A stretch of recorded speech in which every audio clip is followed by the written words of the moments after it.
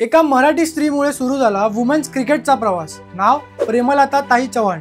एक नेत्या, एक लढवय्या आणि महिलांच्या क्रिकेटची पहिली खरी संघटक। Yes, the OG queen.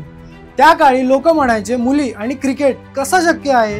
त्यावर त्यांचं एकच उत्तर होतं, अपॉर्च्युनिटी ही जेंडरवर नाही, मेहनतीवर मिळते। आज आपण वुमेन्स वर्ल्ड कप साजरा करतो, पण 1950-60च्या काळात ना स्टेडियम्स होते, ना रिसोर्सेस, ना स्पॉन्सर्स। तेव्हा प्रेमलता ताईंनी उभारली all India women's cricket association. पहिली रचना, पहिले आयोजन, पहिली स्पर्धा, सगळ्यांची सुरुवात त्यांनीच केली। राजकारण, समाज आणि क्रीडा तिन्ही क्षेत्रात महिलांसाठी दार उघडणाऱ्या त्या खऱ्या अग्रेसर होत्या।